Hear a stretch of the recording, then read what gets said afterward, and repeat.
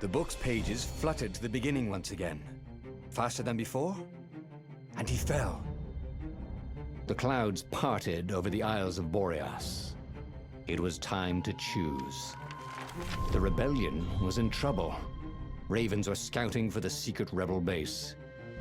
They needed a game changer. Pieces of the Sky Ripper had surfaced. Reynardo knew that using it could go catastrophically wrong, but he was sure he could figure out how to use it safely. Also, a temple had risen out of empty desert. The Iblis stone was hidden there. It was a dangerous artifact. It could corrupt its user into a bloodthirsty monster. Maybe he could find a way to use it, to take its power without surrendering to its wickedness. And also, his old friend Lapino needed rescuing. Of course, Reynardo had a pretty strong suspicion that Lapino had betrayed the rebellion, and he had a gut feeling that he needed to use that to his advantage.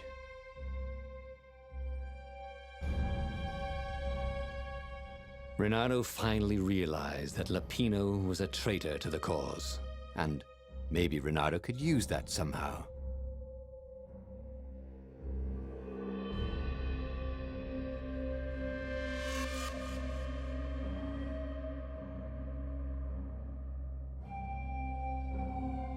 Reynardo couldn't quite put his paw on when he'd realized Lapino was working for the Empire. He'd never exactly seen Lapino sending coded messages to the palace, but he was sure. The rabbit had been on too many disastrous missions where he was the only survivor, or where he accidentally missed getting on the boat that went down to the abyss in flames. If Reynardo could prevent Lapino from getting back to the fleet with all the intelligence he'd probably gathered, it might be worth the trip.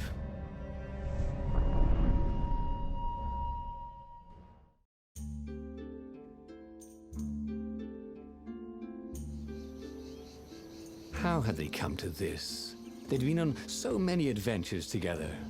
Lapino had talked Reynardo out of prison at least 4 times, and Reynardo had rescued Lapino from at least 2 lynch mobs.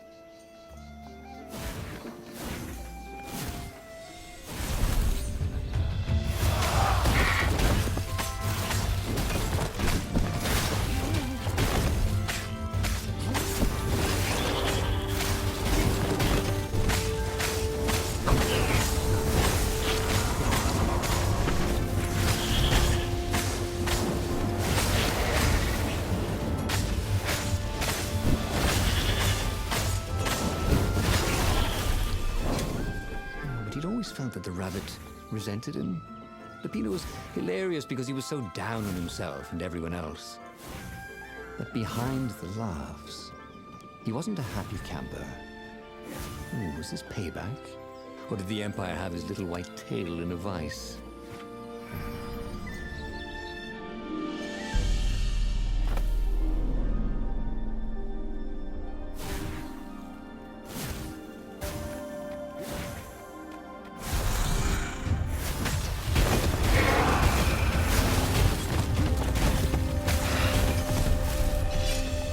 Ravens were landing everywhere from dropships. He'd better get moving. If they got to Lapino first, the rabbit would give the Empire all the intelligence he'd been stealing from the rebellion, and they'd probably give him a medal. He'd have to be very careful about how he played Lapino. At the slightest hint of danger, the mad rabbit would take off like a rabbit.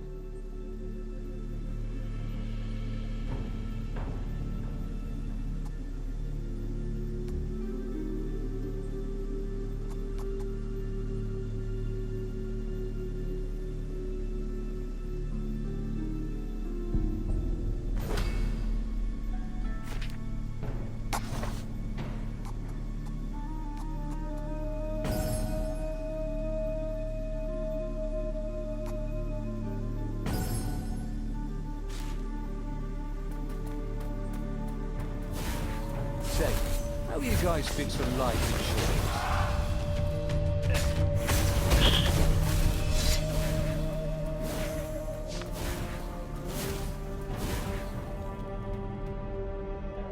Bloody and exhausted, Reynardo finally reached Lapino. The rabbit was practicing shuffling his favorite deck.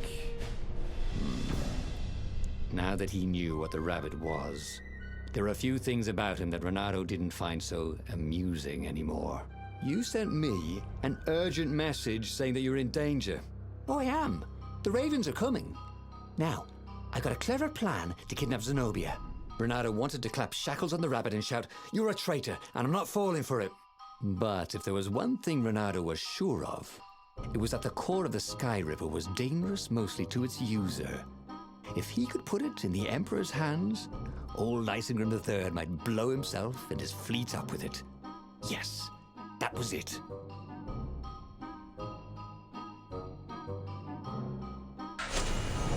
Me? A traitor? I'm hurt, said Lapino. Why ever would you say that? We found your code book, said Reynardo. They hadn't, but he hoped Lapino would blow his cover. You got me, said Lapino. And you know what? I don't regret a thing. It's always about you, isn't it? You're the pretty hero. You get the girl, you get the medal, and what do I get? Rabbit food. I thought you liked rabbit food. Go to hell, said Lapino. And he made a gesture, and 20 ravens came out of nowhere and stabbed Reynardo to death. He had tried something bold and paid the price for it.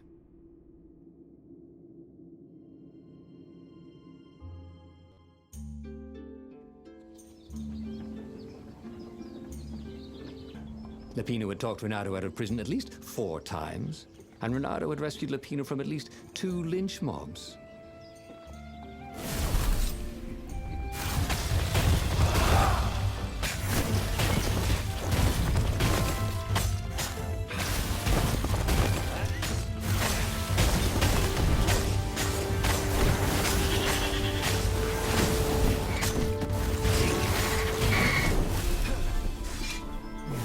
Felt that the rabbit resented him. Lapino was hilarious because he was so down on himself and everyone else. But behind the laughs, he wasn't a happy camper. Ooh, was this payback? Or did the Empire have his little white tail in a vice?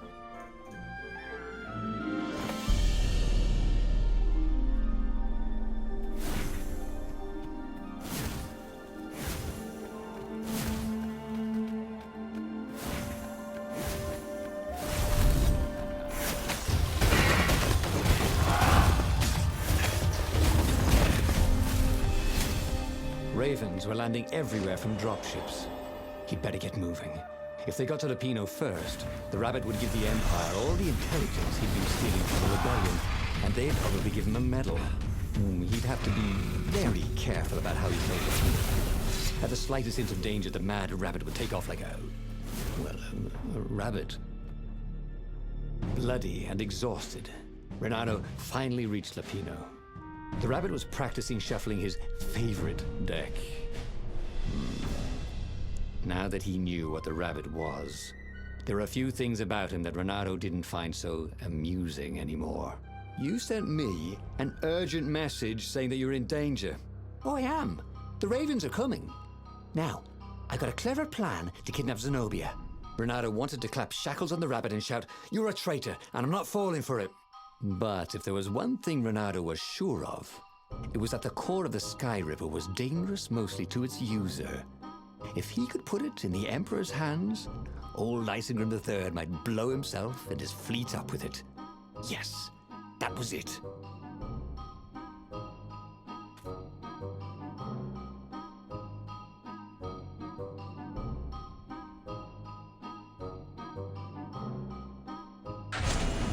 Reynardo felt like a real hero, brave and smart. He told the rabbit all about the Sky Ripper's God's Eye core. "I'll go get the core while you attack Zenobia," he told the rabbit, said the rabbit. "Right, yeah, that is better," agreed Reynardo. Perfect. The traitor would make sure the Emperor got the core. Now Reynardo just needed the Emperor to use the core. If he could only get something that the Emperor wanted very badly. Zenobia. He could save her and bait the Emperor at the same time.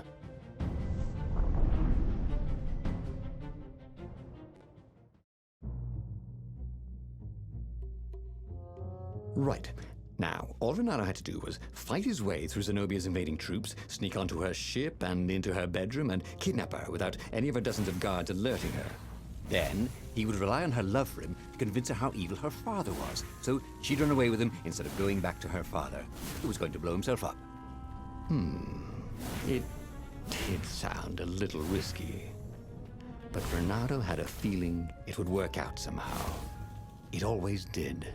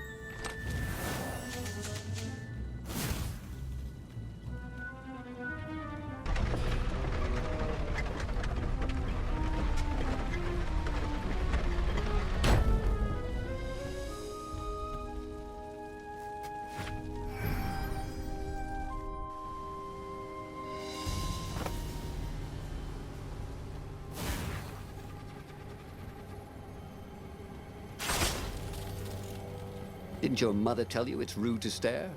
Snapped Reynardo, a little smug.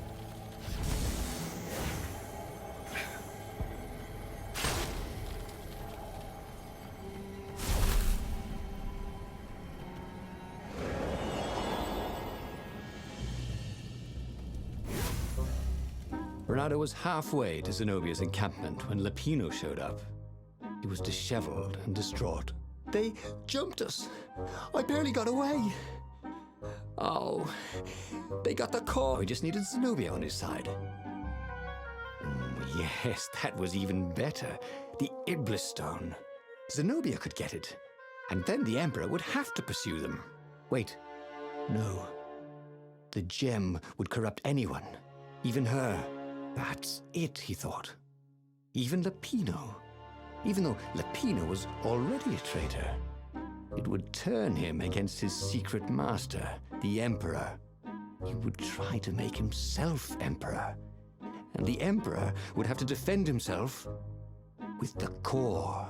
Boom. He was a super genius.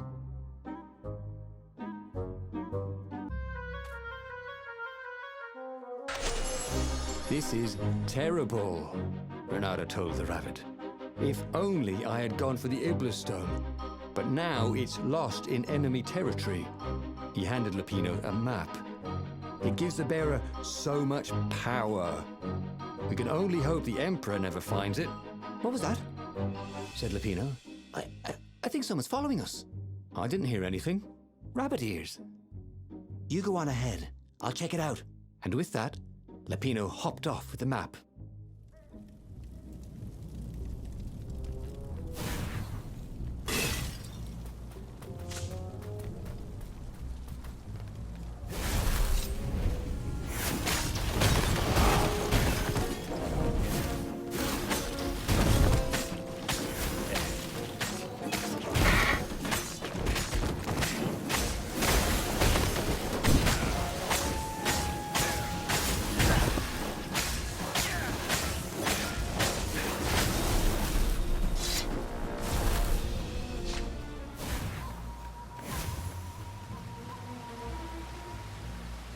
Reynardo slinked through Zenobia's ship, making no sound at all.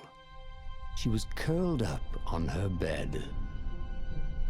He'd forgotten how beautiful she was, how sleek, how soft. He tapped her on the shoulder with his sword. She was made of smoke, and he noticed he had a very solid blade to his throat. Did you really think you could capture me? Purred a familiar voice. I just wanted to chat, said Reynardo. Did you ever wonder why the Emperor adopted you? He needs a sacrifice, someone who truly loves him, to make a bargain with the lost gods. That's a vicious lie. He wants to bring them back. Oh, that's crazy. Why would anyone... And with that, her eyes widened. She understood. Reynardo told her how he had rescued a priest whose order had been massacred. How he had slept in a burnt village. At midnight, the Emperor's victims had come to him in his dreams to tell him of the hideous eldritch rituals they'd been sacrificed in. He could still see those kittens and puppies. Their wide, sad eyes, their moist noses. You can't prove that. I've got a witness at the observatory.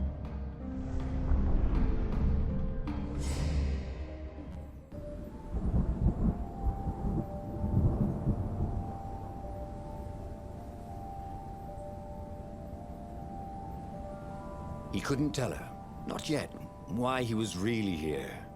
He didn't want her to be anywhere near the fleet when her father blew himself and Lupino up. So he told her about how the Emperor's obscene rituals had raised ancient artifacts out of the land. How he'd followed the appalling trail of the hideous horrors His Majesty had perpetrated for the sake of his own immortality. Any of this ring a bell? He said. He told me it was all lies. You've always known when I was lying. I always hated that about you, said Reynardo. The rebellion had started after atrocities that the Empire hushed up. Reynardo had rescued a priest whose order had been massacred for one book. He had slept in a burnt village. Dead kittens and puppies had come to tell him what the Emperor had done to them.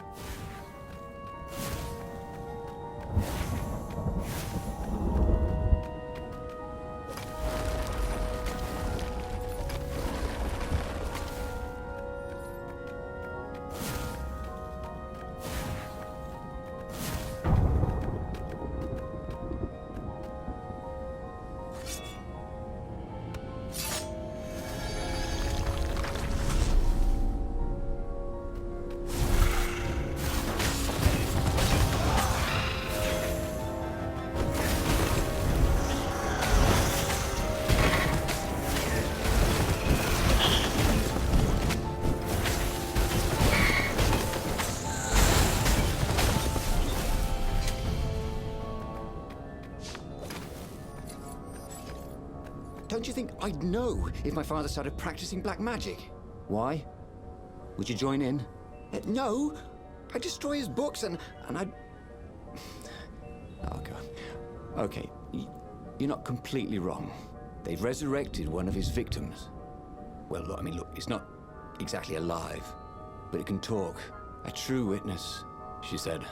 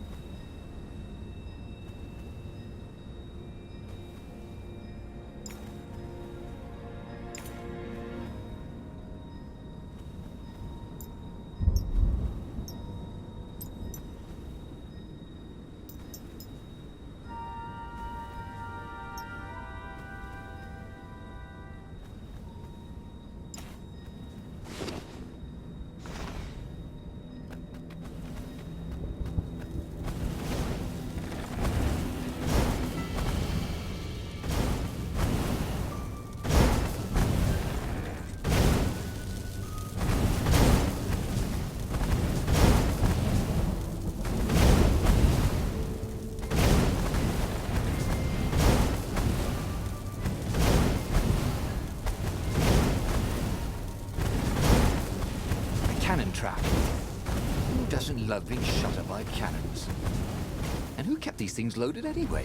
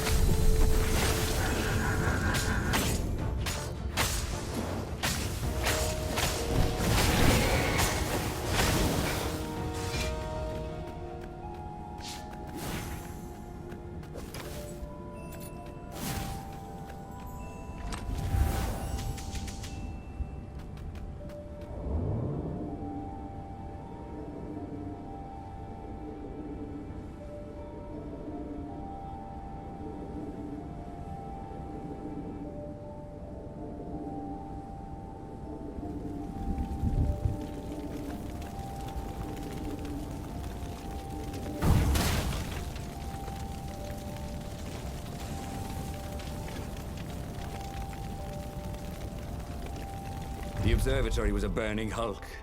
Dead scientists and black feathers everywhere.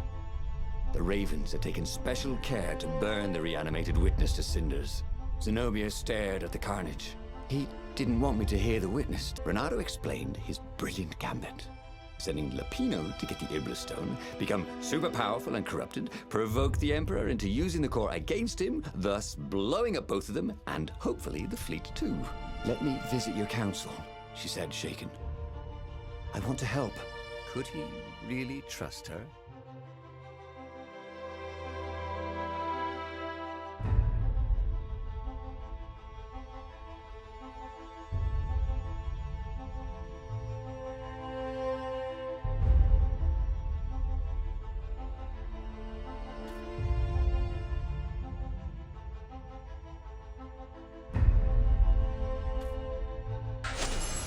He'd done it. He'd made Zenobia see how evil her father really was. He wished she didn't feel this urge to join in the rebellion. After all, he'd taken care of the Emperor, right? Yeah, but she'd always been conscientious like that. She told him she had to go somewhere first. So Reynardo gave her the location of the secret base, and they agreed to meet in the ruins. He had a very good feeling about this.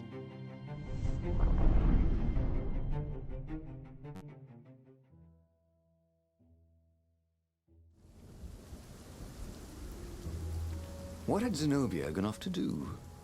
What was more important than meeting the rebel council? Had he made a mistake, sending her to the ruins?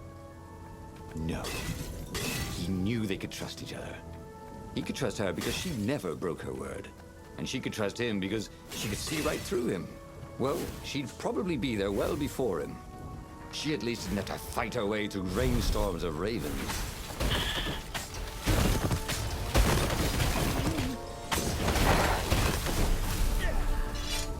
Reynardo wondered how much Hypatia had known about the book she protected. Enough to tell her son to protect it. Enough to tell Reynardo to protect her son. He let her down there.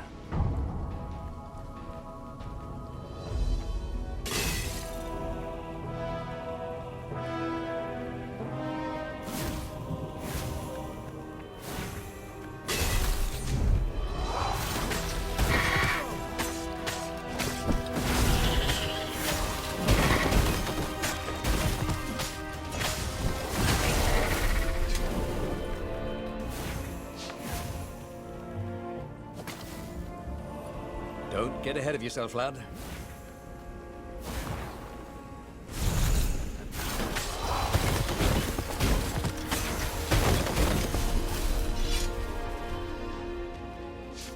To the path, and Reynardo could smell a familiar, sweet, smoky scent.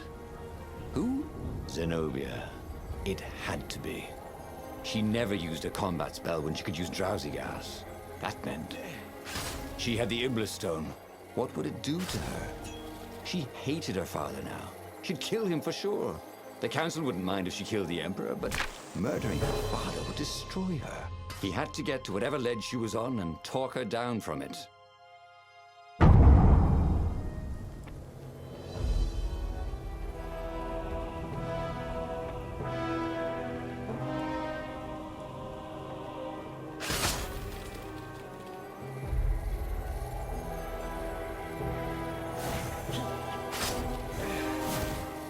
These things really slice like ham.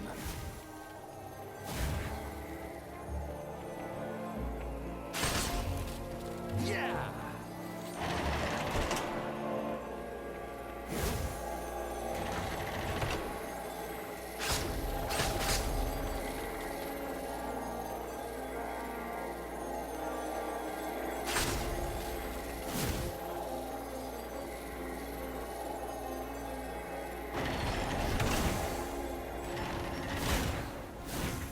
Long stairs. So he was close to the rebel base. He was on fire. So far, so good. I can't be dying, he thought. I'm the hero.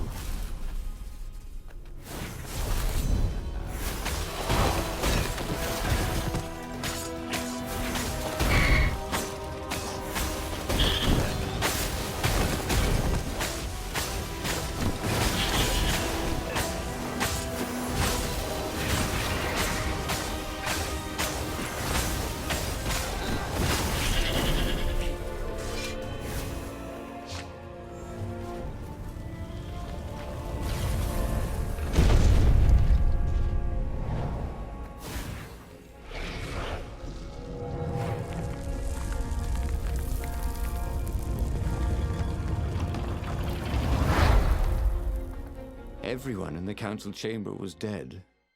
Zenobia stood shivering in the courtyard, drenched in blood. Why? He managed. They started arguing with me.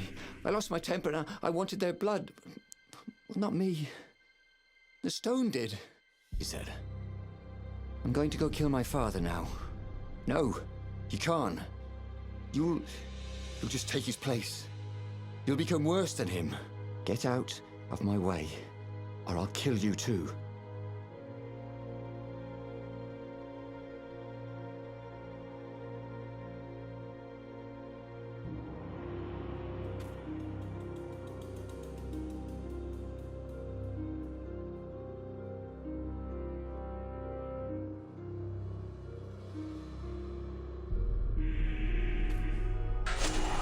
Reynardo watched her board her ship and sail off. A few days later, the sun dimmed. A great void opened in the sky, black as the Iblistone itself. It stretched and ripped like a vast fatal womb, and a gaze, black and pitiless as the sun passed through the void into the land. And so the lost god Iblis once again came into his own, and time stopped. He had tried something bold and paid the price for it.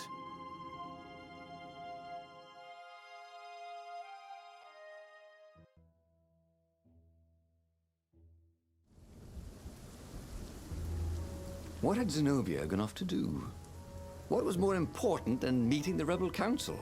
Had he made a mistake, sending her to the ruins? No. He knew they could trust each other.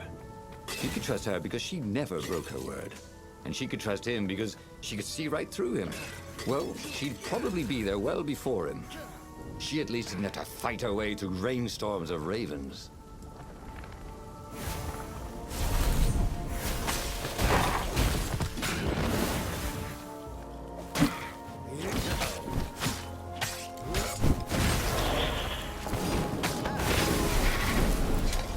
Funny about librarians. People thought of them as fussy clerks who shushed them for talking. But the librarians thought of their books as sacred, and themselves as priests in a temple of knowledge. Who knew they were willing to die to protect it?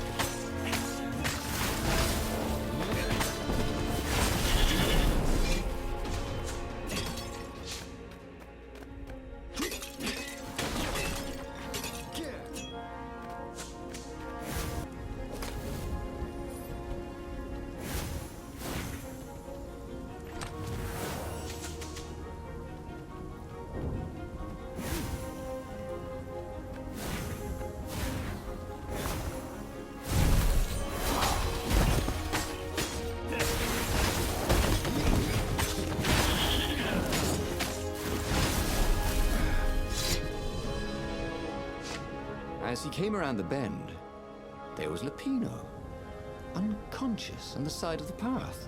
And Reynardo could smell a familiar, sweet, smoky scent. Who? Zenobia.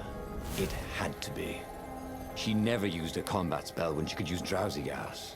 That meant she had the Iblis stone. What would it do to her? She hated her father now. She'd kill him for sure.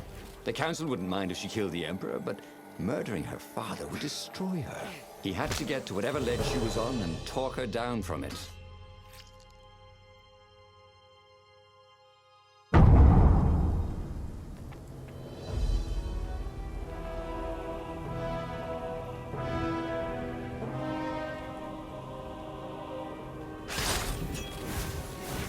Reynardo hated gogglers, but it freaked him out to cut them.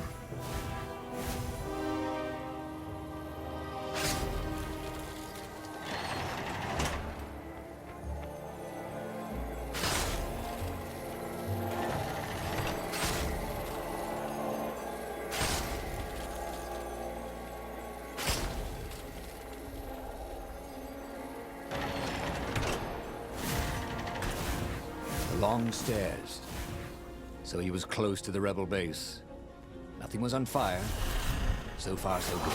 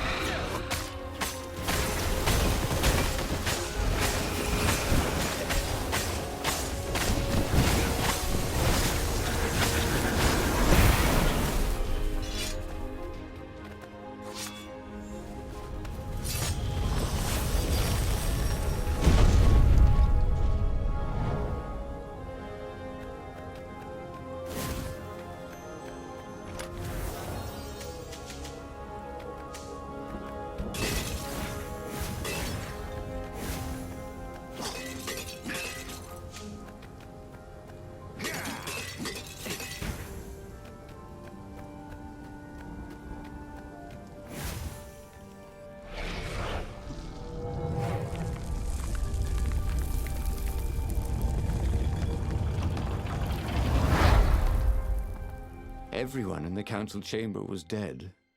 Zenobia stood shivering in the courtyard, drenched in blood. Why? He managed. They started arguing with me. I lost my temper and I wanted their blood. Well, not me. The stone did. Why did you take it from Lupino? I had a plan. You had a stupid plan, she said. I'm going to go kill my father now. No, you can't. You'll just take his place. You'll become worse than him. Get out of my way, or I'll kill you too.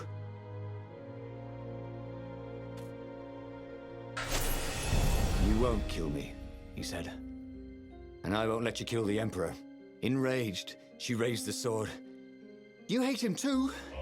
He could sense the Iblis stone, yearning for his death. But she didn't strike. If you kill him, it'll destroy you. I know you. Shut up! She shouted, her sword trembling. I won't lose you again. Not for anything.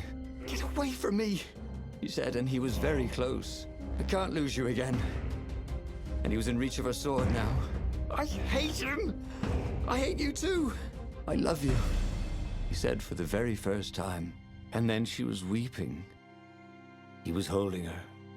The sword had dropped from her hand. He glanced at the Iblis stone. It was no longer the black of the void.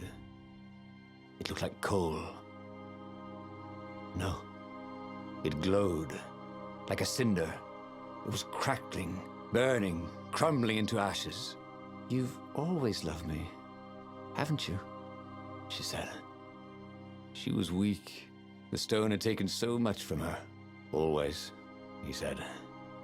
She staggered as he helped her up. Let me take you away. Where?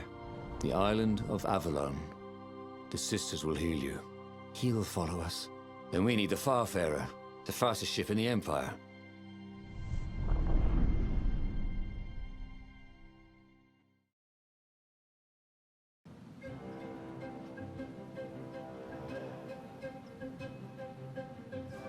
The Empire had seized his ship. They'd have to take it back.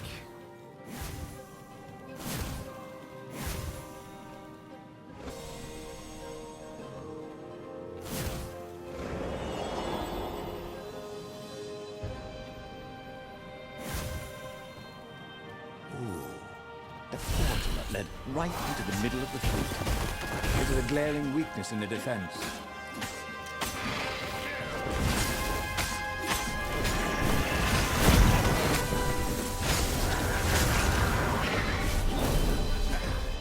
Zenobia was in no shape to fight. But he never fought so well. He wasn't fighting for money or loot or a cause. He was fighting for her. For them. His sword danced, his feet flew, and the ravens recoiled from his ferocity.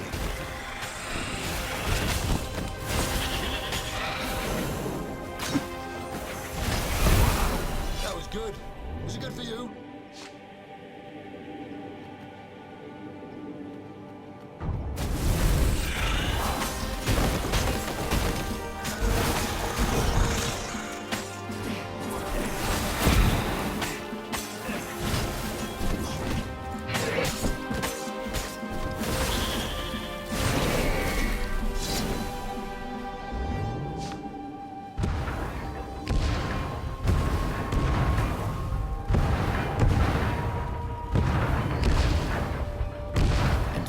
was?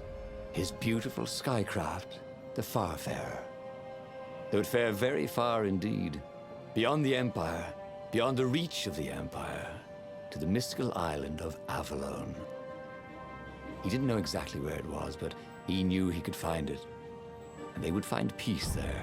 Second star on the right, and straight on till morning, laughed Zenobia. And they laughed together for the first time in a long time.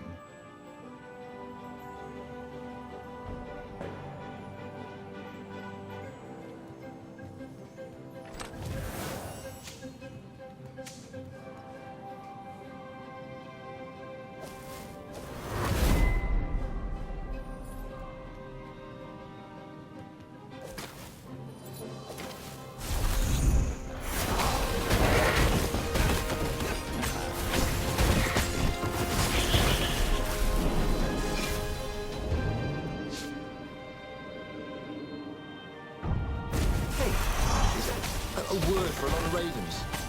Like a doofus of ravens?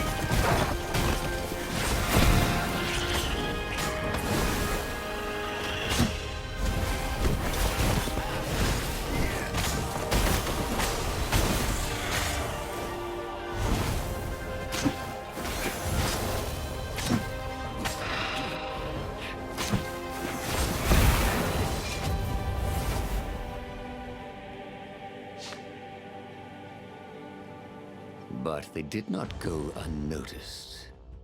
Scout ships lifted off, and the long lance of the Imperial flagship. Reynardo turned downwind to gain speed. The Raven ships could pursue, but they couldn't close. The Far Speaker croaked, "You return her and live!" "Go sacrifice yourself," yelled Reynardo. "Then you won't have her either." On the flagship, the Emperor was readying some arcane weapon. It couldn't be. It was the core. A devastating beam lanced out of the flagship. Reynardo zigzagged wildly to keep the Farfair out of it. Now the Raven scout ships were closing the distance, and the beam was getting closer too. Then came a blinding flash, and the air was searingly hot all around him. There was a thunderous, deafening roar. He could smell burnt oak and burnt feathers and burnt flesh. But when he could hear and see again, they were alive and unhurt. And they were alone in the sky. Zenobia embraced him. They had done it. Through luck and through love, they had won the war. "Avalon, here we come," he said as he held her arms wide in the prow of the boat and let her feel its speed. "Maybe the real Avalon is wherever we're together," she said.